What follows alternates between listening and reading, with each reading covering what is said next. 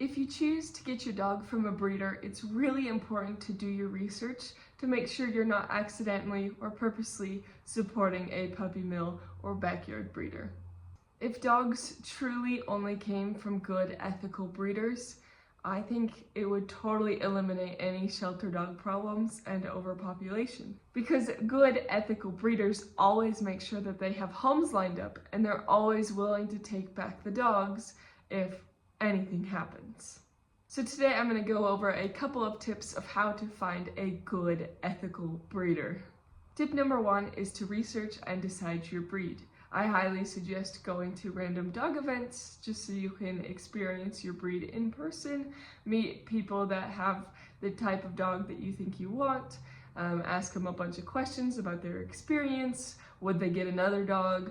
Do they like their breeder? Where'd they get their dog from? All that fun stuff. I also think Instagram is a great place to talk to other dog owners, ask them questions about the breed they have. Would they recommend it? Does it actually fit your lifestyle? All of those good questions are important. Number 2 is finding a breeder who is transparent. How much information is on their website? If they have social media, what do they post? Do they post only highlights, only photos where you can't really tell a lot? Do they show videos? Do they show them training with their dogs, playing with their dogs? All of that. Do they have information easily accessible, such as health testing, previous litters, all of that? A website that isn't updated is not necessarily a red flag, but it is something to keep in mind. Of course, life can get really busy and crazy, so don't hold that against them. But if it turns out they don't update their website just to withhold information, that is a breeder I would not actively support. Number 3, find a way to talk to the breeder. Whether you can schedule a meet and greet in person, or a phone call, or FaceTime, or even just a good email. Ask them a lot of questions, learn about them, go in depth, see if this breeder is truly a good fit for you. If you meet the breeder and really like them and everything goes well and it's green flags so far, then you can move on to tip number 4, which is to learn about the parents. Of course, the best case scenario would be to meet the parents in person, but sometimes that is not always the case. Just ask the breeder questions about the parents, ask for videos. It's pretty common for breeders to not have both the male and female, so don't immediately check that off as a red flag. Honestly, I think it can be a green flag if they're using studs outside of their program instead of just constantly overbreeding the dogs that they have. But ask questions about the parents of the potential litter that you want. Do they align with your goals? Ask for videos of them. If you want a chill dog, but these dogs are very high energy, high drive, then that litter might not be the litter that you actually want. Of course, in theory, high drive, high energy dogs look really cool, they seem really fun, but if it is truly not a part of your lifestyle, then I would not go for it. Number 5 is health testing. Are they transparent with their health testing? Is it easily accessible on their website? Or do you have to search around a long time to find that health testing? I also highly recommend double checking their health testing by going to like the OFA website to make sure that those were properly done and that they're being honest about their scores, because sadly people do lie. They think you're not going to double check, so they assume they can get away with it. I see this most commonly in backyard breeders or puppy mills. They claim that all their studs have proper health testing, but often they don't, and they are just lying. If you can't find health testing on the website, you should be able to ask the breeder for the health testing, and they should eagerly give you access to it. If they don't, and you've already established a relationship and expressed interest in one of their litters, then I would say that's a red flag. If you're a stranger, then there could be more to the story. Number 6 is to find references. Sometimes breeders will state somewhere publicly of who the puppies went to, and you can kind of follow up, see if those people have social media, what have they done with the dog, do they like the dog, would they get another one from that breeder. I also think repeat buyers are a huge green flag. Some breeders will also do a little brag page on their websites. I'm a big fan of those.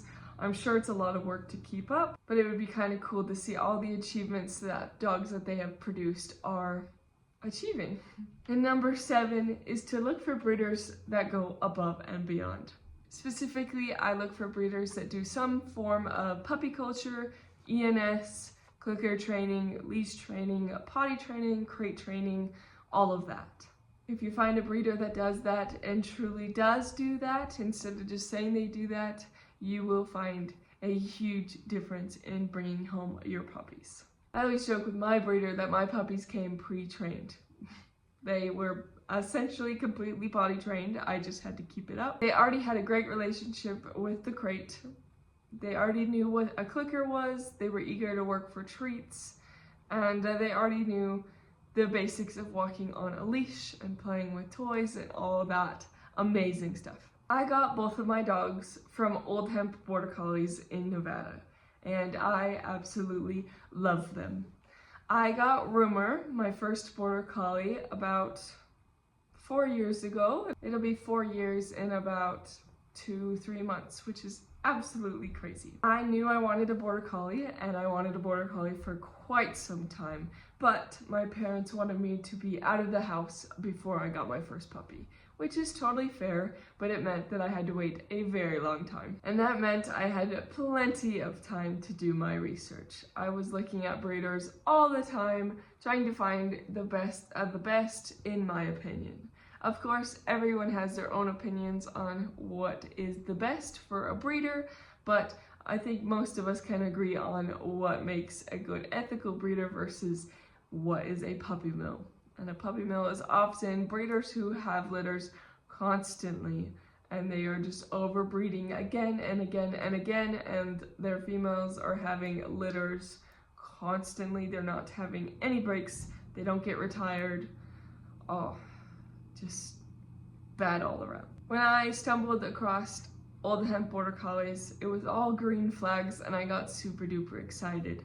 I saw that they had an Instagram, which is not necessarily a green or a red flag, but I liked all the information that they had on their Instagram. I was most intrigued about their litter that they were just about to have, and it turned out that I got a puppy from that litter, but it doesn't always work that way. Good breeders have waiting lists, and they truly place the puppy based on the person, so sometimes you can wait upwards of multiple years for the right puppy. I wanted my first Border Collie to be a little bit more laid back because I knew Border Collies could be crazy, and I didn't want to jump into the deep end per se when I got my first Border Collie. And Rumor is just that. He is laid back, he's a goofball, but I can put him in any sort of situation. He loves people, he can deal with anything, and he's just chill and happy to be truly anywhere. At the time, I lived 12 hours away from Old Hemp Border Collies, so it wasn't really feasible for me to go just do a meet and greet type of trip. But thankfully, Madeline was super kind, and she scheduled a FaceTime with me, so I got to meet the puppies once they were a couple weeks old, and got to talk to her about her program and the puppies and all of that, and it was just super duper fun to start establishing that relationship with her. Clearly, it was important to her to answer all my questions and to make sure I was feeling good about this litter, which I really, really appreciated. Old Hemp Border Collies place their puppies through temperament testing, which I was a big fan of. So around 7 or 8 weeks old, Madeline got the puppies temperament tested and then placed the puppies based on each of our goals and how the puppies were and what their personalities were like. So I got placed with Rumor, and I was super duper excited. My goals for him was to just be my intro to sports type of dog. I had never actually done any dog sports, so I wanted a dog who was versatile and biddable and would be open to trying a lot of sports. And that is perfectly Rumor. He is not necessarily a champion in any sports, but that is not what I wanted for my first dog. I wanted a dog who I could truly try all these sports with, and we have. And it's been a lot of fun. Rumor and I have done some barn hunt, dock diving, frisbee, agility, nose work, technically a little bit of bite work. which was funny. We haven't done herding for real. He doesn't really come from strong herding lines, which is totally fine. That's exactly what I wanted, because herding is not my biggest passion. And it takes a lot of time and energy. I have gone to one dog show with him. He's not a full show line border collie, so he would not be winning any dog shows, but that's not really my passion either. However, it was super fun to go to and experience, and I do have a lot of respect for how much time and energy and work goes into those kind of dog shows. Oh, and of course, Rumor and I do trick training. That is my biggest passion, and it's what we spend the most time on. I am super lucky and super grateful to have such a great relationship with my breeder.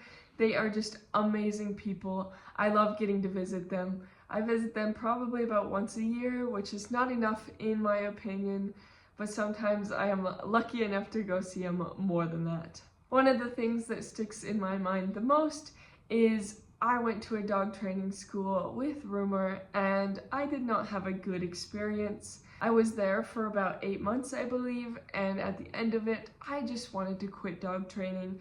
I didn't think it was worth it. I didn't think I was good enough to do it. I just felt like I didn't even deserve to have Rumor, because when you're told all of that stuff for months and months, you start to believe it. However, Madeline and her husband Daniel and Madeline's brother Connor, they all encouraged me to come to their house and just spend a little time with them. And I did. I spent about 2 weeks with them, and they were so beyond nice. They were so encouraging. They stayed up late with me to just talk about everything. They told me that I was doing a good job, that I shouldn't give up, and that sometimes people are just mean. During those 2 weeks, they made me every single meal. Daniel is a really good cook, and Madeline is a really good baker, so they make a honestly lethal combo, because all the food in that house is absolutely incredible. They did my laundry. They would take Rumor out for me in the morning because I was definitely depressed and wanted to sleep all the time, but they just found all the ways to love and support me, and truly it meant everything to me. Now, I know not just any breeder is going to be like that, but it just shows you how truly kind and how above and beyond that Madeline goes. I love them so, so much. And about 2 years after I got Rumor, I got another puppy from them. Surprise, surprise. At first, I totally wanted a puppy from that planned litter, but I really wanted a girl. And there were 2 girls in that litter, but as they grew up, they weren't really what I was looking for. So in my mind, I had totally accepted that I just wasn't going to get a puppy from that litter. But when they were around 8 weeks old or so, Madeline invited me back over. I stayed at their house for about a week, and I got to temperament test the puppies.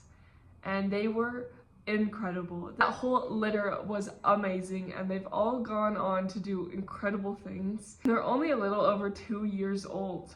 I loved all the puppies so much, but I truly wasn't spending a ton of time with them because, again, in my head, I totally accepted that I wasn't going to get a puppy from this litter. However, little Tempo knew different. Madeline was super nice, and she was placing all the puppies, and we got to talk about it, and I got to learn a little bit about her process, but she always made sure that I truly didn't want that puppy before placing it, which again is not common. I do not expect her to do for any other litter or ever again, and I don't expect any breeder to actually do that. I trust their expertise and love when they place the puppies, but it was really cool that she was getting my live feedback per se.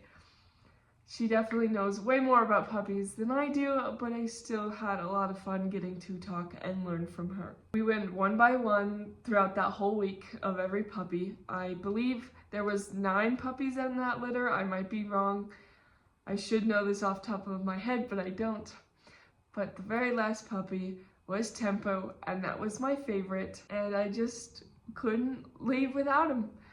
It wasn't until the morning of that I truly decided that I couldn't leave without him, and I can't believe I was so close to leaving without Tempo. It's like Madeline and Tempo both knew that I needed this puppy, because now here I am, and in like 2 weeks, Tempo and I will be competing at Crufts, which is so crazy because he is such a young dog, but he's already done absolutely incredible things. If you're going to get a puppy from a breeder, it is really important to do your research. Make sure that you're supporting a good breeder because it truly, truly pays off when you do. I could talk about old Hemp Border Collies for hours, but I'm not going to do that today. So if you want to check out their stuff, I'll link them down below because I truly, truly adore them. Madeline is an amazing person, and I love her husband and her brother just as much. They are incredible people and truly, truly have changed my life. Thank you so much for watching. I hope you learned something new today, and I hope you have a wonderful day.